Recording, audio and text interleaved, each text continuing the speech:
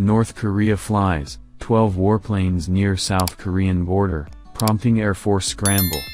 Kim Jong Un ordered a pair of ballistic missile launches earlier Thursday. 12 North Korean warplanes flew in formation near the South Korean border in a simulation of an air-to-ground attack on Thursday morning, prompting Seoul to scramble 30 fighter jets of its own. The South Korean military says it detected 8 fighter jets and 4 bombers in the North Korean formation. South Korea's flight of 30 warplanes did not engage the sortie, however, and only guarded the country's airspace. The flight is only the latest aggression to come from Kim Jong-un's regime in recent months, which has launched numerous ballistic missiles in recent weeks too. North Korea fired a pair of short-range missiles early Thursday, in further response to joint military drills between the United States and South Korean militaries. The United States Navy has deployed the USS Ronald Reagan aircraft carrier to the region to participate in exercises. The drills have not been without mishaps, however, as a South Korean ballistic missile malfunctioned and exploded on the ground on Wednesday. United States military officials clarified that the warhead on South Korea's missile did not explode, but the propellant caused a large blast and flames. The incident caused many local residents to fear that an attack from the north was underway, and the military didn't clarify the cause of the explosion and flames for hours. No injuries were reported from the incident, civilian or otherwise, however, and South Korean officials say no buildings were damaged. Both United States and South Korean warplanes took part in a bombing exercise, using JDAM precision bombs, after an earlier launch from the north on Tuesday. North Korea fired 3 ballistic missiles in the lead-up to Vice President Kamala Harris' visit to Seoul last week, which coincided with pre-planned military drills between the United States and South Korea. Tuesday's launch flew more than 2,800 miles, the longest flight from a North Korean missile in months, according to White House National Security Council Coordinator John Kirby. The United States was still assessing the flight information to determine what kind of missile the regime fired as of Wednesday. North Korea threatens nuclear action if Kim Jong-un assassinated. North Korea has adopted a new doctrine that would see the country automatically and immediately use nuclear weapons in the event it felt that its chairman Kim Jong-un had died as the result of assassination.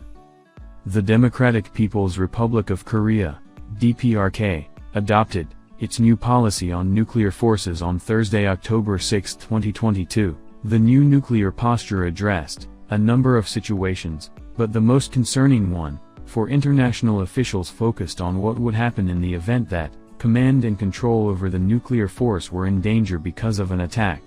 In case the command and control system over the state nuclear forces is placed in danger owing to an attack by hostile forces, a nuclear strike shall be launched automatically and immediately to destroy the hostile forces, including the starting point of provocation and the command according to the operation plan that decided in advance, the policy said, according to KCNA Watch. The policy also applied to a nuclear or non-nuclear attack on state leadership and important strategic objects of the state. A spokesman for United Nations Secretary-General Antonio Guterres said that United Nations chief remained deeply concerned about the new policy, which is contrary to decades of efforts to reduce nuclear proliferation.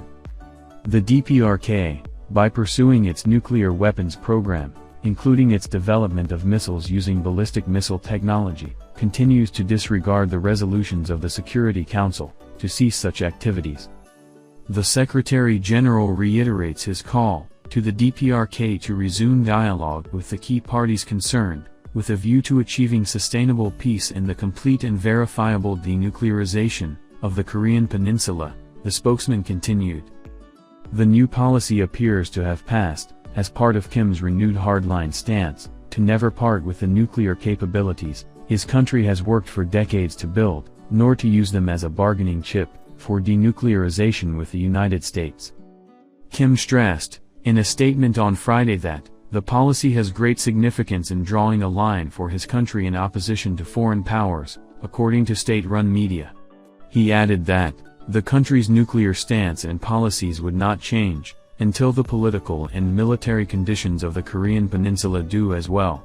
South Korean President Yoon Suk-yeol had recently speculated during a TV debate on Thursday that a preemptive strike on North Korea might be necessary in order to curb war and protect world peace.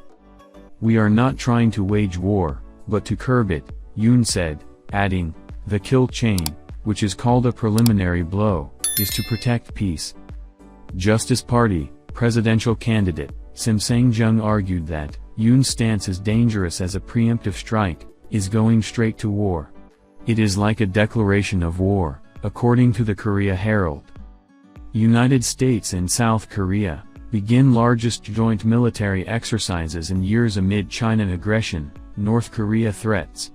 North Korea has flatly rejected calls to disarm its nuclear arsenal.